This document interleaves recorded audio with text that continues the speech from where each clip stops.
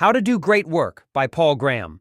If you collected lists of techniques for doing great work in a lot of different fields, what would the intersection look like? I decided to find out by making it. Partly my goal was to create a guide that could be used by someone working in any field. But I was also curious about the shape of the intersection. And one thing this exercise shows is that it does have a definite shape. It's not just a point labeled "work hard." The following recipe assumes you're very ambitious. The first step is to decide what to work on. The work you choose needs to have 3 qualities. It has to be something you have a natural aptitude for, that you have a deep interest in, and that offers scope to do great work. In practice, you don't have to worry much about the third criterion. Ambitious people are, if anything, already too conservative about it. So all you need to do is find something you have an aptitude for and great interest in. That sounds straightforward, but it's often quite difficult. When you're young, you don't know what you're good at, or what different kinds of work are like. Some kinds of work you end up doing may not even exist yet, so while some people know what they want to do at 14, most have to figure it out. The way to figure out what to work on is by working. If you're not sure what to work on, guess. But pick something and get going.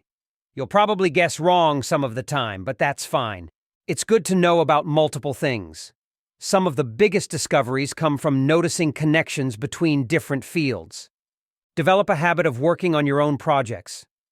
Don't let work mean something other people tell you to do. If you do manage to do great work one day, it will probably be on a project of your own. It may be within some bigger project, but you'll be driving your part of it. What should your projects be? Whatever seems to you excitingly ambitious. As you grow older and your taste in projects evolves, exciting and important will converge. At 7, it may seem excitingly ambitious to build huge things out of Lego, then at 14 to teach yourself calculus, till at 21 you're starting to explore unanswered questions in physics. But always preserve excitingness. There's a kind of excited curiosity that's both the engine and the rudder of great work. It will not only drive you, but if you let it have its way, will also show you what to work on. What are you excessively curious about? Curious to a degree that would bore most other people. That's what you're looking for. Once you've found something you're excessively interested in, the next step is to learn enough about it to get you to one of the frontiers of knowledge. Knowledge expands fractally, and from a distance its edges look smooth, but once you learn enough to get close to one, they turn out to be full of gaps. The next step is to notice them. This takes some skill, because your brain wants to ignore such gaps in order to make a simpler model of the world. Many discoveries have come from asking questions about things that everyone else took for granted. If the answers seem strange, so much the better. Great work often has a tincture of strangeness. You see this from painting to math. It would be affected to try to manufacture it, but if it appears, embrace it. Boldly chase outlier ideas, even if other people aren't interested in them. In fact, especially if they aren't. If you're excited about some possibility that everyone else ignores, and you have enough expertise to say precisely what they're all overlooking, that's as good a bet as you'll find. 4 steps. Choose a field, learn enough to get to the frontier, notice gaps, explore promising ones. This is how practically everyone who's done great work has done it, from painters to physicists. Steps 2 and 4 will require hard work. It may not be possible to prove that you have to work hard to do great things, but the empirical evidence is on the scale of the evidence for mortality. That's why it's essential to work on something you're deeply interested in. Interest will drive you to work harder than mere diligence ever could. The 3 most powerful motives are curiosity, delight, and the desire to do something impressive. Sometimes they converge, and that combination is the most powerful of all. The big prize is to discover a new fractal bud. You notice a crack in the surface of knowledge, pry it open, and there's a whole world inside. Let's talk a little more about the complicated business of figuring out what to work on. The main reason it's hard is that you can't tell what most kinds of work are like except by doing them, which means the 4 steps overlap. You may have to work at something for years before you know how much you like it or how good you are at it. And in the meantime, you're not doing and thus not learning about most other kinds of work. So in the worst case, you choose late based on very incomplete information. The nature of ambition exacerbates this problem. Ambition comes in two forms, one that precedes interest in the subject and one that grows out of it. Most people who do great work have a mix, and the more you have of the former, the harder it will be to decide what to do. The educational systems in most countries pretend it's easy. They expect you to commit to a field long before you could know what it's really like. And as a result, an ambitious person on an optimal trajectory will often read to the system as an instance of breakage. It would be better if they at least admitted it. If they admitted that the system not only can't do much to help you figure out what to work on, but is designed on the assumption that you'll somehow magically guess as a teenager. They don't tell you, but I will. When it comes to figuring out what to work on, you're on your own.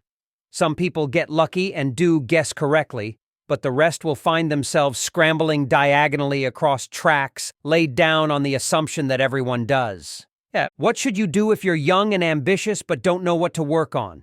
What you should not do is drift along passively, assuming the problem will solve itself. You need to take action. But there is no systematic procedure you can follow. When you read biographies of people who've done great work, it's remarkable how much luck is involved. They discover what to work on as a result of a chance meeting, or by reading a book they happen to pick up. So you need to make yourself a big target for luck, and the way to do that is to be curious.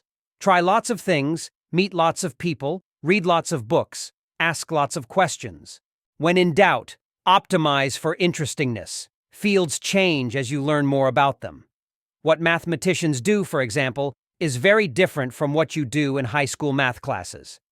So you need to give different types of work a chance to show you what they're like. But a field should become increasingly interesting as you learn more about it. If it doesn't, it's probably not for you. Don't worry if you find you're interested in different things than other people. The stranger your tastes in interestingness, the better. Strange tastes are often strong ones, and a strong taste for work means you'll be productive. And you're more likely to find new things if you're looking where few have looked before. One sign that you're suited for some kind of work is when you like even the parts that other people find tedious or frightening. But fields aren't people. You don't owe them any loyalty. If in the course of working on one thing you discover another that's more exciting, don't be afraid to switch. If you're making something for people, make sure it's something they actually want. The best way to do this is to make something you yourself want. Write the story you want to read. Build the tool you want to use. Since your friends probably have similar interests, this will also get you your initial audience. This should follow from the excitingness rule. Obviously, the most exciting story to write will be the one you want to read. The reason I mention this case explicitly is that so many people get it wrong. Instead of making what they want, they try to make what some imaginary, more sophisticated audience wants. And once you go down that route, you're lost.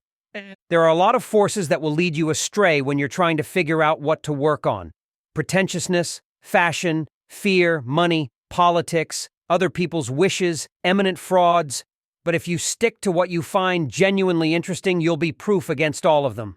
If you're interested, you're not astray.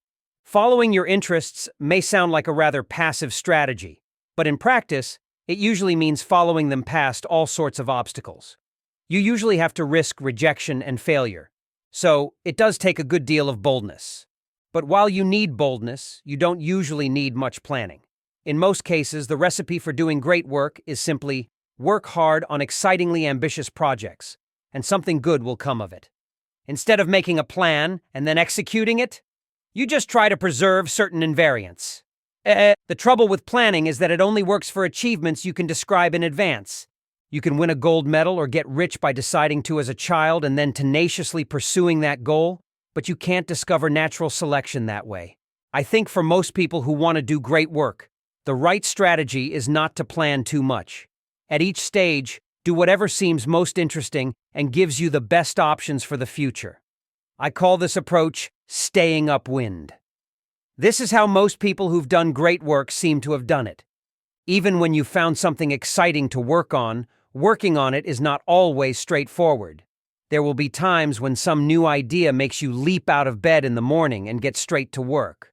But there will also be plenty of times when things aren't like that. You don't just put out your sail and get blown forward by inspiration. There are headwinds and currents and hidden shoals. So there's a technique to working, just as there is to sailing. For example, while you must work hard, it's possible to work too hard, and if you do that, you'll find you get diminishing returns. Fatigue will make you stupid, and eventually even damage your health. The point at which work yields diminishing returns depends on the type. Some of the hardest types you might only be able to do for 4 or 5 hours a day. Ideally, those hours will be contiguous. To the extent you can, try to arrange your life so you have big blocks of time to work in. You'll shy away from hard tasks if you know you might be interrupted. It will probably be harder to start working than to keep working. You'll often have to trick yourself to get over that initial threshold. Don't worry about this. It's the nature of work, not a flaw in your character. Work has a sort of activation energy, both per day and per project.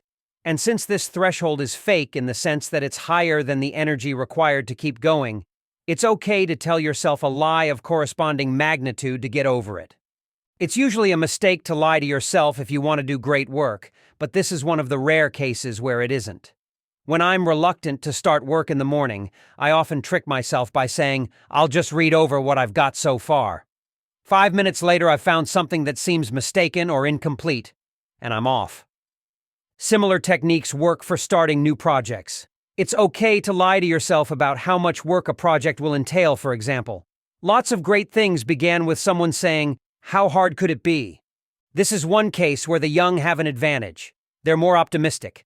And even though one of the sources of their optimism is ignorance, in this case, ignorance can sometimes beat knowledge. Try to finish what you start, though, even if it turns out to be more work than you expected. Finishing things is not just an exercise in tidiness or self-discipline. In many projects, a lot of the best work happens in what was meant to be the final stage. Another permissible lie is to exaggerate the importance of what you're working on, at least in your own mind. If that helps you discover something new, it may turn out not to have been a lie after all. Since there are two senses of starting work, per day and per project, there are also two forms of procrastination. Per project procrastination is far the more dangerous. You put off starting that ambitious project from year to year because the time isn't quite right. When you're procrastinating in units of years, you can get a lot not done. One reason per project procrastination is so dangerous is that it usually camouflages itself as work. You're not just sitting around doing nothing, you're working industriously on something else. So per project procrastination doesn't set off the alarms that per day procrastination does. You're too busy to notice it. The way to beat it is to stop occasionally and ask yourself, am I working on what I most want to work on? When you're young, it's okay if the answer is sometimes no, but this gets increasingly dangerous as you get older. Great work usually entails spending what would seem to most people an unreasonable amount of time on a problem. You can't think of this time as a cost, or it will seem too high. You have to find the work sufficiently engaging as it's happening. There may be some jobs where you have to work diligently for years at things you hate before you get to the good part. But this is not how great work happens. Great work happens by focusing consistently on something you're genuinely interested in. When you pause to take stock, you're surprised how far you've come. The reason we're surprised is that we underestimate the cumulative effect of work. Writing a page a day doesn't sound like much, but if you do it every day, you'll write a book a year. That's the key. Consistency. People who do great things don't get a lot done every day. They get something done rather than nothing. If you do work that compounds, you'll get exponential growth. Most people who do this do it unconsciously, but it's worth stopping to think about. Learning, for example, is an instance of this phenomenon. The more you learn about something, the easier it is to learn more. Growing an audience is another. The more fans you have, the more new fans they'll bring you. The trouble with exponential growth is that the curve feels flat in the beginning. It isn't. It's still a wonderful exponential curve. But we can't grasp that intuitively, so we underrate exponential growth in its early stages. Something that grows exponentially can become so valuable that it's worth making an extraordinary effort to get it started. But since we underrate exponential growth early on, this too is mostly done unconsciously. People push through the initial, unrewarding phase of learning something new because they know from experience that learning new things always takes an initial push. Or they grow their audience one fan at a time because they have nothing better to do. If people consciously realized they could invest in exponential growth, many more would do it. Work doesn't just happen when you're trying to. There's a kind of undirected thinking you do when walking or taking a shower or lying in bed that can be very powerful. By letting your mind wander a little, you'll often solve problems you were unable to solve by frontal attack. You have to be working hard in the normal way to benefit from this phenomenon, though. You can't just walk around daydreaming. The daydreaming has to be interleaved with deliberate work that feeds it questions. Everyone knows to avoid distractions at work, but it's also important to avoid them in the other half of the cycle. When you let your mind wander, it wanders to whatever you care about most at that moment. So avoid the kind of distraction that pushes your work out of the top spot, or you'll waste this valuable type of thinking on the distraction instead. Exception: don't avoid love. Consciously cultivate your taste in the work done in your field. Until you know which is the best and what makes it so, you don't know what you're aiming for. And that is what you're aiming for, because if you don't try to be the best, you won't even be good. This observation has been made by so many people in so many different fields that it might be worth thinking about why it's true. It could be because ambition is a phenomenon where almost all the error is in one direction, where almost all the shells that miss the target miss by falling short. Or it could be because ambition to be the best is a qualitatively different thing from ambition to be good. Or maybe being good is simply too vague a standard. Probably all three are true. Fortunately, there's a kind of economy of scale here. Though it might seem like you'd be taking on a heavy burden by trying to be the best, in practice you often end up net ahead. It's exciting and also strangely liberating. It simplifies things. In some ways, it's easier to try to be the best than to try merely to be good. One way to aim high is to try to make something that people will care about in 100 years. Not because their opinions matter more than your contemporaries, but because something that still seems good in 100 years is more likely to be genuinely good. Don't try to work in a distinctive style. Just try to do the best job you can. You won't be able to help doing it in a distinctive way. Style is doing things in a distinctive way without trying to. Trying to is affectation. Affectation is, in effect, to pretend that someone other than you is doing the work. You adopt an impressive but fake persona, and while you're pleased with the impressiveness, the fakeness is what shows in the work. The temptation to be someone else is greatest for the young. They often feel like nobodies. But you never need to worry about that problem, because it's self-solving if you work on sufficiently ambitious projects. If you succeed at an ambitious project, you're not a nobody. You're the person who did it. So just do the work, and your identity will take care of itself. Avoid affectation is a useful rule so far as it goes, but how would you express this idea positively? How would you say what to be instead of what not to be? The best answer is earnest. If you're earnest, you avoid not just affectation but a whole set of similar vices. The core of being earnest is being intellectually honest. We're taught as children to be honest as an unselfish virtue, as a kind of sacrifice. But in fact, it's a source of power too. To see new ideas, you need an exceptionally sharp eye for the truth. You're trying to see more truth than others have seen so far. And how can you have a sharp eye for the truth if you're intellectually dishonest? One way to avoid intellectual dishonesty is to maintain a slight positive pressure in the opposite direction. Be aggressively willing to admit that you're mistaken. Once you've admitted you were mistaken about something, you're free. Till then, you have to carry it. Another more subtle component of earnestness is informality. Informality is much more important than its grammatically negative name implies. It's not merely the absence of something. It means focusing on what matters instead of what doesn't.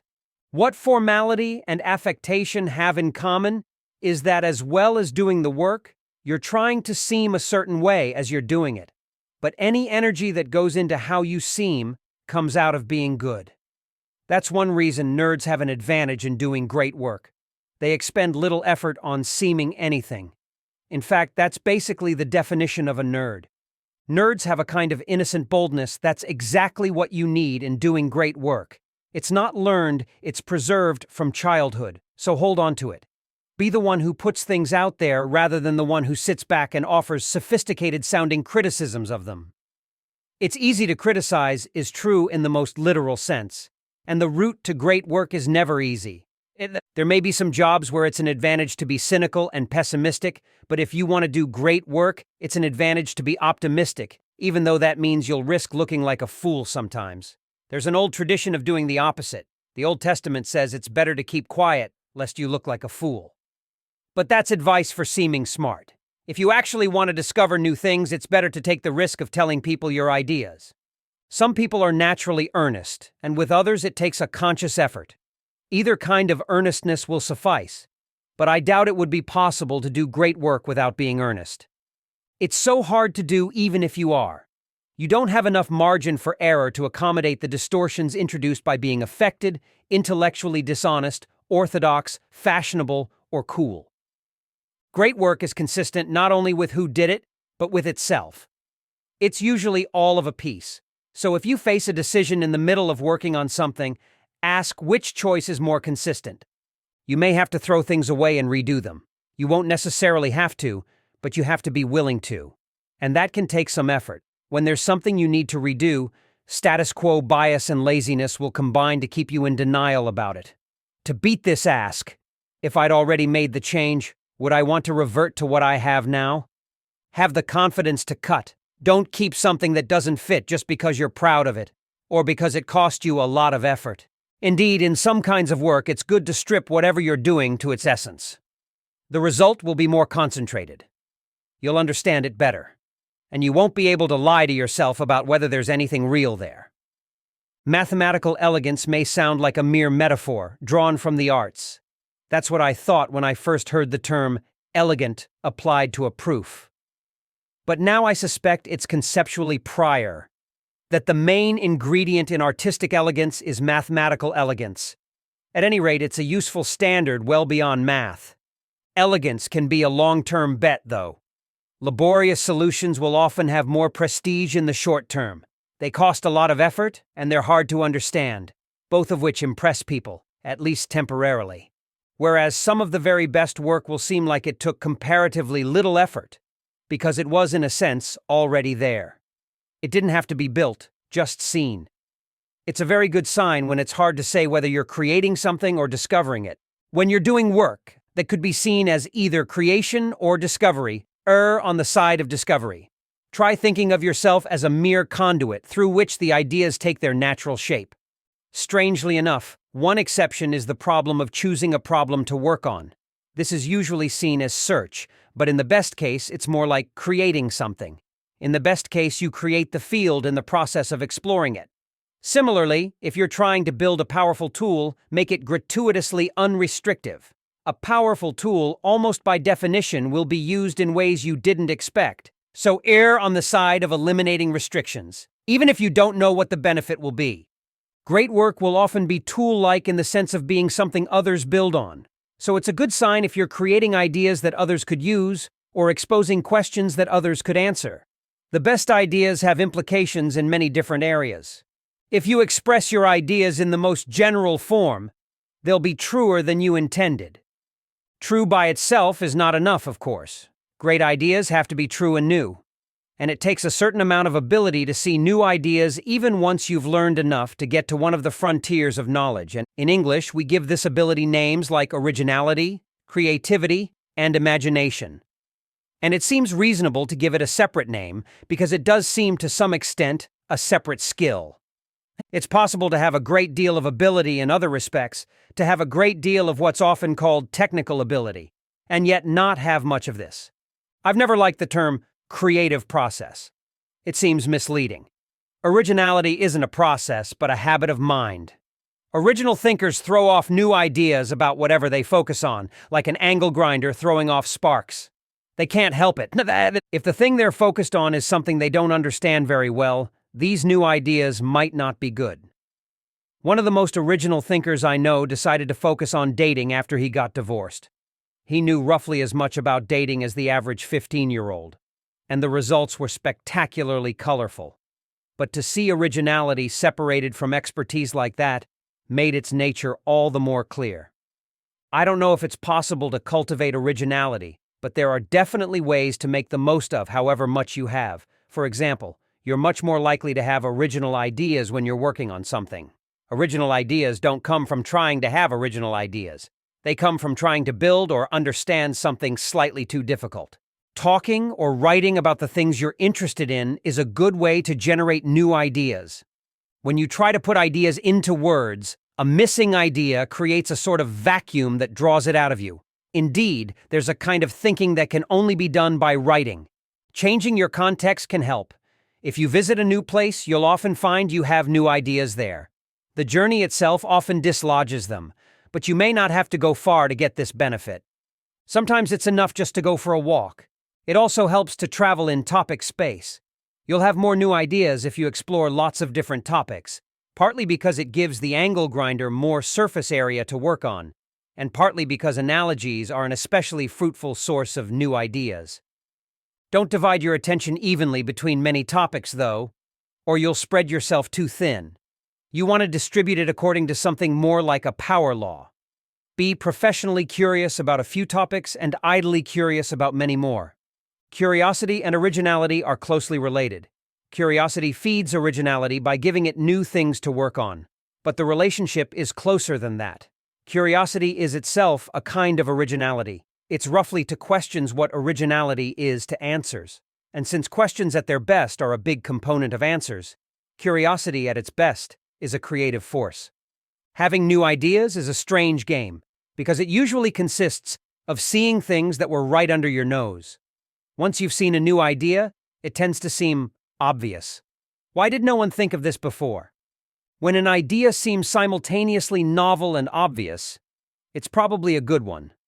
Seeing something obvious sounds easy. And yet, empirically, having new ideas is hard. What's the source of this apparent contradiction? It's that seeing the new idea usually requires you to change the way you look at the world. We see the world through models that both help and constrain us. When you fix a broken model, new ideas become obvious. But noticing and fixing a broken model is hard. That's how new ideas can be both obvious and yet hard to discover. They're easy to see after you do something hard. One way to discover broken models is to be stricter than other people. Broken models of the world leave a trail of clues where they bash against reality. Most people don't want to see these clues. It would be an understatement to say that they're attached to their current model.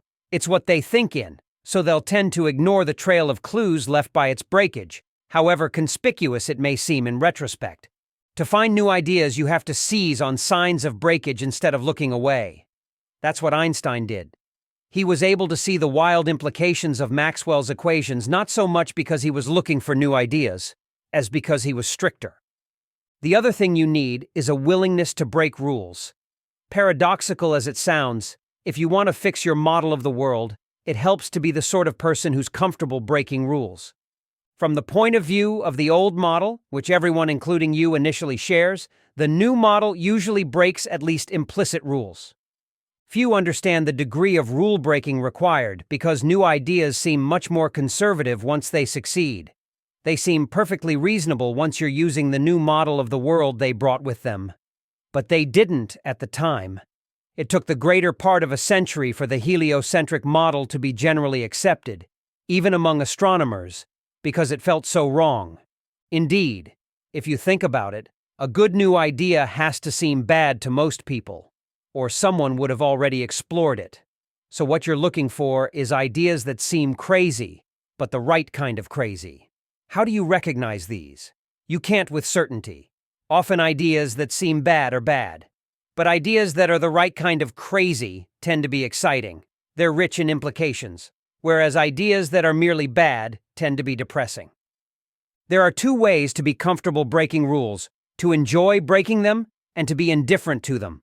I call these two cases being aggressively and passively independent-minded. The aggressively independent-minded are the naughty ones.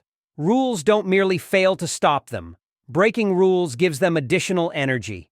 For this sort of person, delight at the sheer audacity of a project sometimes supplies enough activation energy to get it started.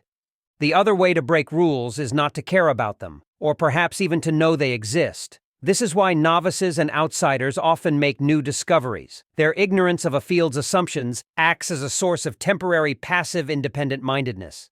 Aspies also seem to have a kind of immunity to conventional beliefs. Several I know say that this helps them to have new ideas. Strictness plus rule-breaking sounds like a strange combination. In popular culture, they're opposed. But popular culture has a broken model in this respect. It implicitly assumes that issues are trivial ones, and in trivial matters, strictness and rule-breaking are opposed. But in questions that really matter, only rule-breakers can be truly strict.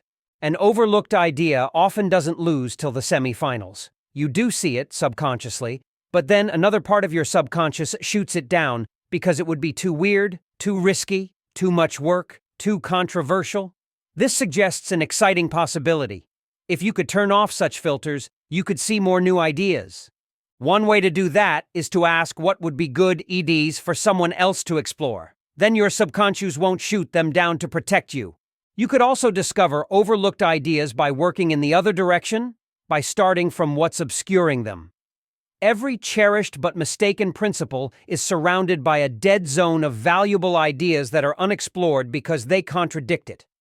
Religions are collections of cherished but mistaken principles. So anything that can be described either literally or metaphorically as a religion will have valuable unexplored ideas in its shadow. Copernicus and Darwin both made discoveries of this type. What are people in your field religious about? In the sense of being too attached to some principle that might not be as self-evident as they think. What becomes possible if you discard it? People show much more originality in solving problems than in deciding which problems to solve. Even the smartest can be surprisingly conservative when deciding what to work on. People who'd never dream of being fashionable in any other way get sucked into working on fashionable problems. One reason people are more conservative when choosing problems than solutions is that problems are bigger bets. A problem could occupy you for years, while exploring a solution might only take days. But even so, I think most people are too conservative. They're not merely responding to risk, but to fashion as well. Unfashionable problems are undervalued. One of the most interesting kinds of unfashionable problem is the problem that people think has been fully explored, but hasn't. Great work often takes something that already exists and shows its latent potential. Dürer and Watt both did this. So if you're interested in a field that others think is tapped out, don't let their skepticism deter you. People are often wrong about this. Working on an unfashionable problem can be very pleasing. There's no hype or hurry. Opportunists and critics are both occupied elsewhere. The existing work often has an old-school solidity, and there's a satisfying sense of economy in cultivating ideas that would otherwise be wasted. But the most common type of overlooked problem is not explicitly unfashionable in the sense of being out of fashion. It just doesn't seem to matter as much as it actually does. How do you find these? By being self-indulgent, by letting your curiosity have its way and tuning out, at least temporarily, the little voice in your head that says you should only be working on important problems. You do need to work on important problems, but almost everyone is too conservative about what counts as one. And if there's an important but overlooked problem in your neighborhood, it's probably already on your subconscious radar screen. So try asking yourself, if you were going to take a break from serious work to work on something just because it would be really interesting, what would you do? The answer is probably more important than it seems. Originality in choosing problems seems to matter even more than originality in solving them.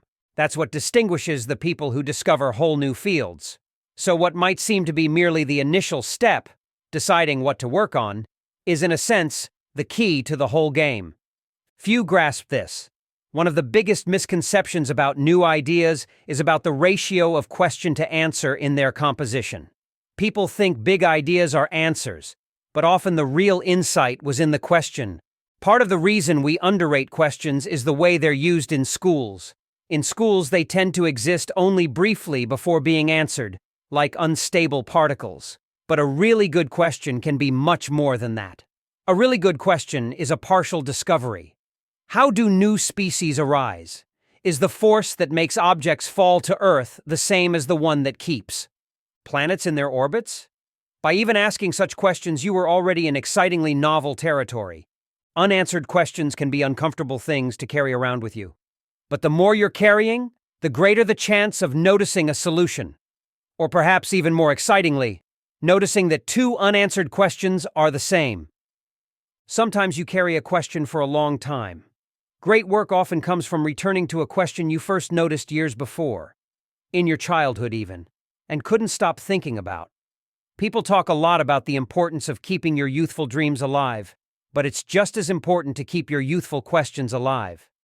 This is one of the places where actual expertise differs most from the popular picture of it. In the popular picture, experts are certain, but actually the more puzzled you are, the better, so long as A, the things you're puzzled about matter, and B, no one else understands them either. Think about what's happening at the moment just before a new idea is discovered. Often someone with sufficient expertise is puzzled about something, which means that originality consists partly of puzzlement, of confusion. You have to be comfortable enough with the world being full of puzzles that you're willing to see them, but not so comfortable that you don't want to solve them. It's a great thing to be rich in unanswered questions. And this is one of those situations where the rich get richer, because the best way to acquire new questions is to try answering existing ones. Questions don't just lead to answers, but also to more questions. The best questions grow in the answering. You notice a thread protruding from the current paradigm, and try pulling on it, and it just gets longer and longer. So don't require a question to be obviously big before you try answering it. You can rarely predict that. It's hard enough even to notice the thread, let alone to predict how much will unravel if you pull on it. It's better to be promiscuously curious, to pull a little bit on a lot of threads and see what happens. Big things start small. The initial versions of big things were often just experiments or side projects or talks, which then grew into something bigger. So start lots of small things. Being prolific is underrated. The more different things you try, the greater the chance of discovering something new. Understand, though, that trying lots of things will mean trying lots of things that don't work. You can't have a lot of good ideas without also having a lot of bad ones. Though it sounds more responsible to begin by studying everything that's been done before, you'll learn faster and have more fun by trying stuff. And you'll understand previous work better when you do look at it. So, err on the side of starting, which is easier when starting means starting small. Those two ideas fit together like two puzzle pieces. How do you get from starting small to doing something great? By making successive versions. Great things are almost always made in successive versions. You start with something small and evolve it, and the final version is both cleverer and more ambitious than anything you could have planned. It's particularly useful to make successive versions when you're making something for people. To get an initial version in front of them quickly, and then evolve it based on their response. Begin by trying the simplest thing that could possibly work. Surprisingly often it does. If it doesn't, this will at least get you started. Don't try to cram too much new stuff into any one version. There are names for doing this with the first version, taking too long to ship, and the second system effect. But these are both merely instances of a more general principle. An early version of a new project will sometimes be dismissed as a toy. It's a good sign when people do this. That means it has everything a new idea needs except scale, and that tends to follow. The alternative to starting with something small and evolving, it is to plan in advance what you're going to do. And planning does usually seem the more responsible choice. It sounds more organized to say, we're going to do X and then Y and then Z, than we're going to try X and see what happens. And it is more organized. It just doesn't work as well. Planning per se isn't good. It's sometimes necessary, but it's a necessary evil, a response to unforgiving conditions. It's something you have to do because you're working with inflexible media, or because you need to coordinate the efforts of a lot of people. If you keep projects small and use flexible media, you don't have to plan as much, and your designs can evolve instead. Take as much risk as you can afford. In an efficient market, risk is proportionate to reward, so don't look for certainty but for a bet with high expected value. If you're not failing occasionally, you're probably being too conservative. Though conservatism is usually associated with the old, it's the young who tend to make this mistake. Inexperience makes them fear risk. but it's when you're young that you can afford the most. Even a project that fails can be valuable. In the process of working on it, you'll have crossed territory few others have seen and encountered questions few others have asked. And there's probably no better source of questions than the ones you encounter in trying to do something slightly too hard. Use the advantages of youth when you have them, and the advantages of age once you have those. The advantages of youth are energy, time, optimism, and freedom. The advantages of age are knowledge, efficiency, money, and power. With effort, you can acquire some of the latter when young and keep some of the former when old. The old also have the advantage of knowing which advantages they have. The young often have them without realizing it. The biggest is probably time. The young have no idea how rich they are in time. The best way to turn this time to advantage is to use it in slightly frivolous ways, to learn about something you don't need to know about, just out of curiosity, or to try building something just because it would be cool, or to become freakishly good at something.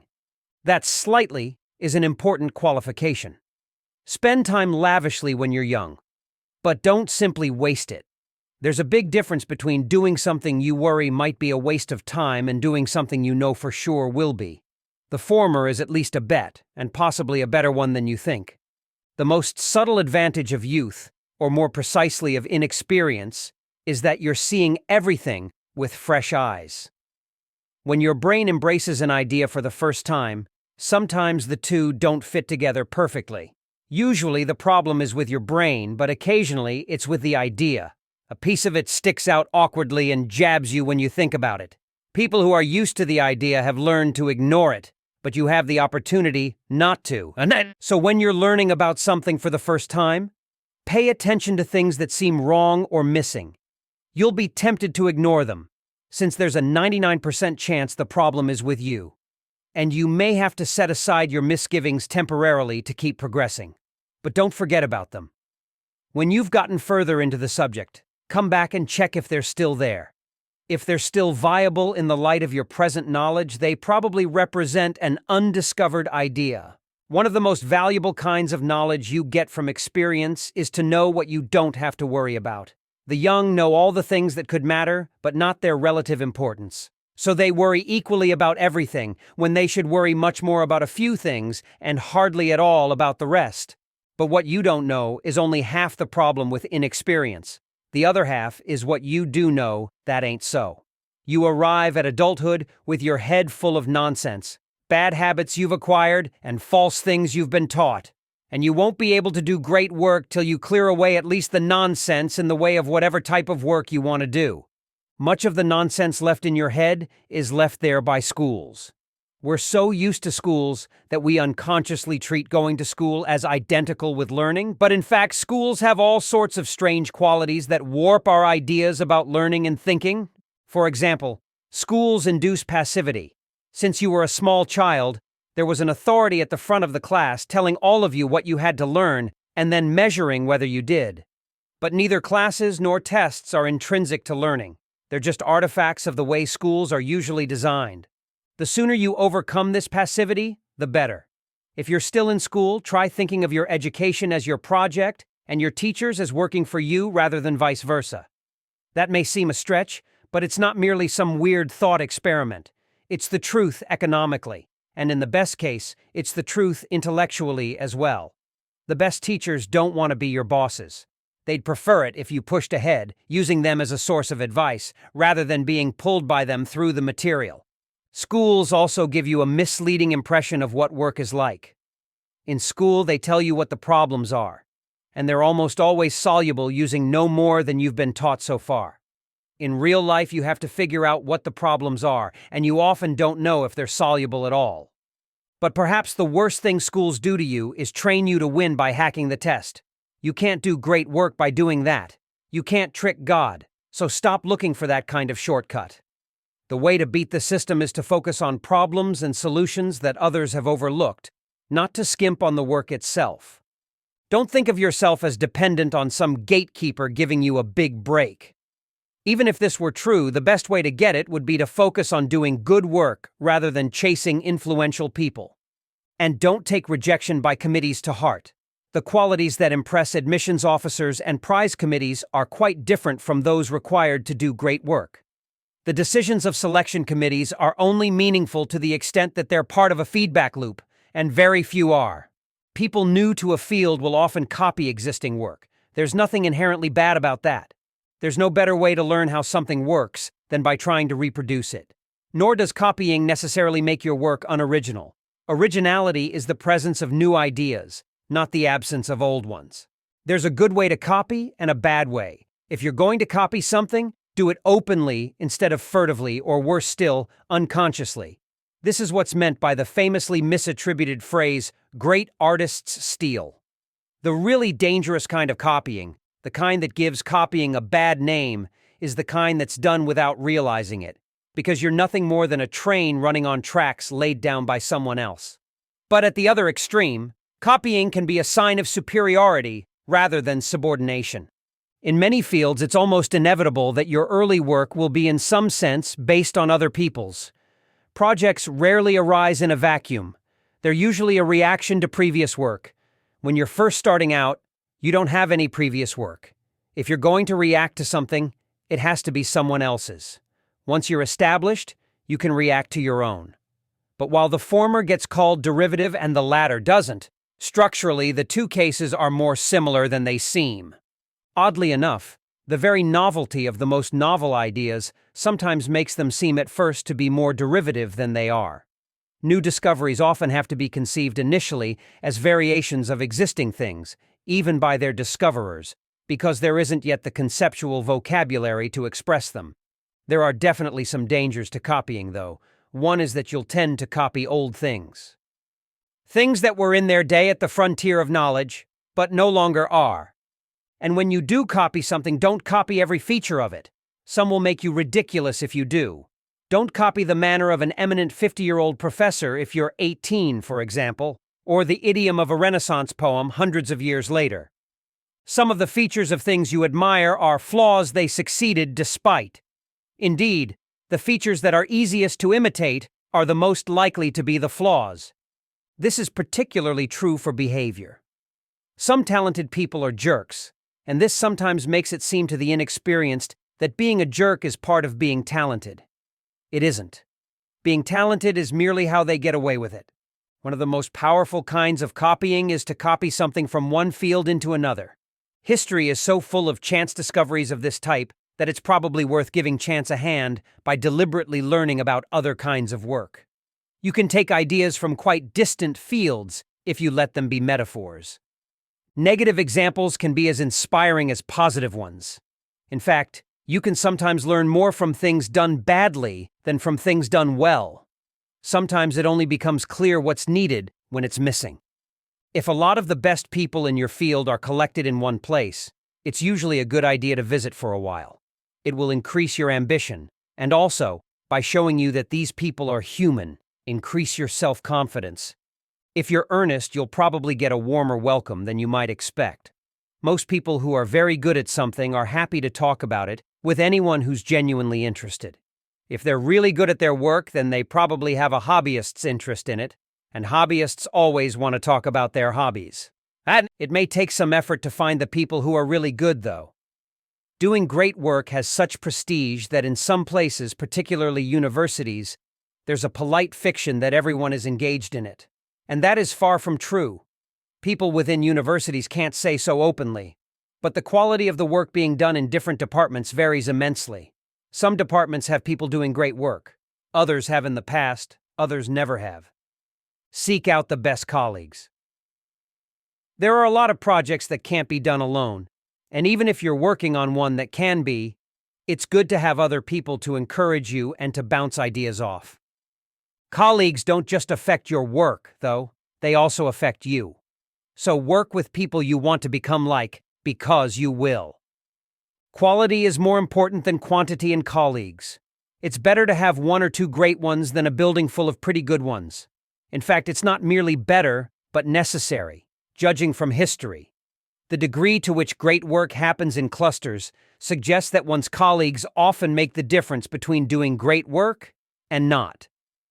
How do you know when you have sufficiently good colleagues?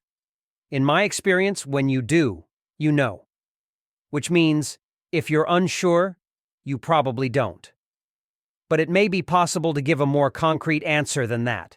Here's an attempt. Sufficiently good colleagues offer surprising insights. They can see and do things that you can't. So if you have a handful of colleagues good enough to keep you on your toes in this sense, you're probably over the threshold. Most of us can benefit from collaborating with colleagues, but some projects require people on a larger scale, and starting one of those is not for everyone. If you want to run a project like that, you'll have to become a manager, and managing well takes aptitude and interest like any other kind of work. If you don't have them, there is no middle path. You must either force yourself to learn management as a second language, or avoid such projects. Husband your morale. It's the basis of everything when you're working on ambitious projects. You have to nurture and protect it like a living organism. Morale starts with your view of life. You're more likely to do great work if you're an optimist, and more likely to if you think of yourself as lucky than if you think of yourself as a victim. Indeed, work can, to some extent, protect you from your problems. If you choose work that's pure, its very difficulties will serve as a refuge from the difficulties of everyday life. If this is escapism, it's a very productive form of it, and one that has been used by some of the greatest minds in history. Morale compounds via work. High morale helps you do good work, which increases your morale and helps you do even better work. But this cycle also operates in the other direction. If you're not doing good work, that can demoralize you and make it even harder to. Since it matters so much for this cycle to be running in the right direction, it can be a good idea to switch to easier work when you're stuck, just so you start to get something done. One of the biggest mistakes ambitious people make is to allow setbacks to destroy their morale all at once, like a balloon bursting. You can inoculate yourself against this by explicitly considering setbacks a part of your process. Solving hard problems always involves some backtracking. Doing great work is a depth-first search whose root node is the desire to. So, if at first you don't succeed, try again isn't quite right. It should be. If at first you don't succeed, either try again or backtrack and then try again. Never give up is also not quite right. Obviously, there are times when it's the right choice to eject. A more precise version would be, never let setbacks panic you into backtracking more than you need to. Corollary. Never abandon the root node. It's not necessarily a bad sign if work is a struggle, any more than it's a bad sign to be out of breath while running. It depends how fast you're running. So learn to distinguish good pain from bad. Good pain is a sign of effort. Bad pain is a sign of damage. An audience is a critical component of morale. If you're a scholar, your audience may be your peers. In the arts, it may be an audience in the traditional sense. Either way, it doesn't need to be big.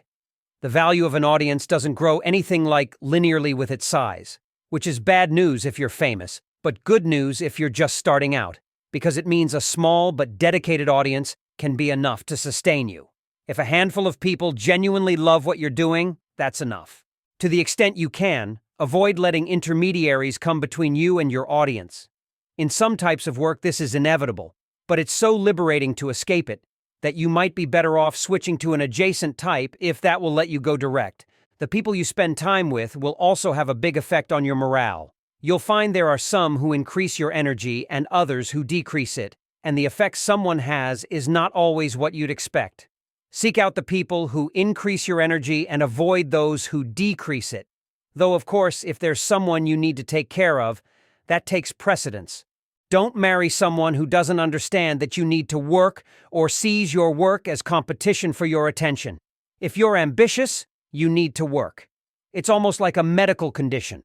So someone who won't let you work either doesn't understand you or does and doesn't care. Ultimately, morale is physical. You think with your body, so it's important to take care of it. That means exercising regularly, eating and sleeping well, and avoiding the more dangerous kinds of drugs. Running and walking are particularly good forms of exercise because they're good for thinking. People who do great work are not necessarily happier than everyone else, but they're happier than they'd be if they didn't. In fact, if you're smart and ambitious, it's dangerous not to be productive. People who are smart and ambitious but don't achieve much tend to become bitter. It's okay to want to impress other people, but choose the right people. The opinion of people you respect is signal. Fame, which is the opinion of a much larger group you might or might not respect, just adds noise. The prestige of a type of work is at best a trailing indicator, and sometimes completely mistaken. If you do anything well enough, you'll make it prestigious. So the question to ask about a type of work is not how much prestige it has, but how well it could be done.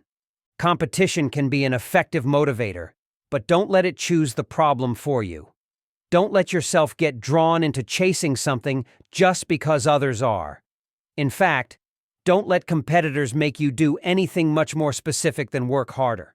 Curiosity is the best guide. Your curiosity never lies, and it knows more than you do about what's worth paying attention to. Notice how often that word has come up. If you asked an oracle the secret to doing great work, and the oracle replied with a single word, my bet would be on curiosity. That doesn't translate directly to advice. It's not enough just to be curious, and you can't command curiosity anyway. But you can nurture it and let it drive you. Curiosity is the key to all 4 steps in doing great work. It will choose the field for you, get you to the frontier, cause you to notice the gaps in it, and drive you to explore them. The whole process is a kind of dance with curiosity. Believe it or not, I tried to make this essay as short as I could, but its length at least means it acts as a filter. If you made it this far, you must be interested in doing great work. And if so, you're already further along than you might realize, because the set of people willing to want to is small. The factors in doing great work are factors in the literal mathematical sense, and they are ability, interest, effort, and luck. Luck, by definition, you can't do anything about, so we can ignore that. And we can assume effort, if you do in fact want to do great work. So the problem boils down to ability and interest. Can you find a kind of work where your ability and interest will combine to yield an explosion of new ideas?